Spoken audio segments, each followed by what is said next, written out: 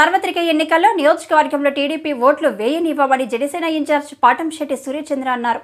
పొత్తులో భాగంగా జగ్గంపేట అసెంబ్లీ అభ్యర్థిగా జ్యోతుల నెహ్రూని ప్రకటించినప్పటి నుండి సూర్యచంద్ర అచ్యుతాపురంలో నిరాహార దీక్ష 5వ రోజుకు చేరుకుంది. దీక్ష శిబిరం వద్ద సూర్యచంద్ర మాట్లాడుతూ, దీక్ష చేపట్టి రోజులు గడుస్తున్నా జ్యోతుల నెహ్రూ కనీసం పరామర్శించకపోవడం దారుణమని, నెహ్రూ పొత్తు ధర్మాన్ని పాటించమని, జనసేనకు ఓటు వేయబోమని గతంలోనే అన్న విషయాన్ని గుర్తు చేశారు. నియోజకవర్గంలో నెహ్రూని ఎట్టి పరిస్థితుల్లోనూ గెలవనివ్వబోమని ఉద్ఘాటించారు.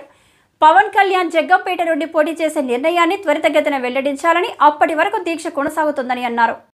విత్తనాల ప్యాకెట్లు, కరోనా కిట్లు అన్ని కూడా అందించి ప్రతి ఇంట్లో కూడా జనసేన మొక్కలు పండ్లను ఇస్తున్నాయని చెప్పేసి ప్రజలందరూ సంతోషపడే విధంగా ప్రతి ఇంట్లోని కూడా మన పార్టీ గుర్తుండే విధంగా ఒక వినూత్న కార్యక్రమం చేయడం జరిగింది. 175 నియోజకవర్గాల్లో కూడా ఏ నియోజకవర్గంలో కష్టపడిన విధంగా మన జన సైనికులు అందరూ ఇక్కడ మనం కష్టపడ్డాం. మన అన్న, మన దేవుడు, మన జనసేన పార్టీ అధ్యక్షులు శ్రీ పవన్ కళ్యాణ్ గారు సామాన్యులను కూడా అసెంబ్లీకి పంపిస్తాను, రబ్బరు చెప్పులు వేసుకునే వ్యక్తిని కూడా అసెంబ్లీకి పంపిస్తాను అని పదే పదే ఎన్నో మీటింగుల్లో చెప్పడం వల్ల మనమందరం ఆశపడి మనం ఈ ప్రయత్నం చేయడం జరిగింది. ఇవాళ జగ్గంపేట నియోజకవర్గంలో అంటే ప్రతి ఇంట్లో కూడా గాజు గ్లాసు గుర్తు ఓటేయాలి, మన పార్టీ జనసేన, ప్రతి జన సైనికుడు సూర్యచంద్ర గారు మన బిడ్డ, మన పెద్ద కొడుకు అని చెప్పేసి అనే భావించేలాగా మనం జనసేన పార్టీని జగ్గంపేట నియోజకవర్గంలో తీసుకువెళ్ళడం జరిగింది.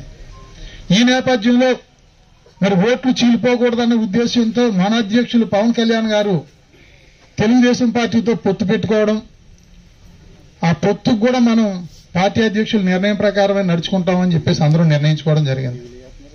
ఈ నేపథ్యంలో 2 నెలల క్రితం జగ్గంపేటలో పరిణయ ఫంక్షన్ హాల్లో జనసేన తెలుగుదేశం పార్టీల ఆత్మీయ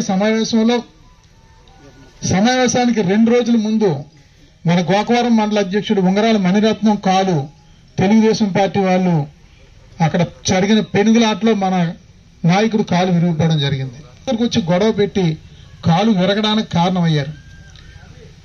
ఈ పరిస్థితి మీద అసలు పొత్తు ఇంకా అవ్వలేదు, సీట్ ఇంకా అవ్వలేదు, ఇప్పుడే మీరు కాళ్ళు ఎరగొట్టారు, ఏంటి పరిస్థితి అని మన నియోజకవర్గ జన సైనికులందరూ కూడా ఆందోళన పడి వెంటనే మనం అందరం ఉంగరాల మణిరత్నం ఇంటికి వెళ్ళి అక్కడి నుంచి మనం ఈ మీడియా సమావేశం కానీ ఎవరిని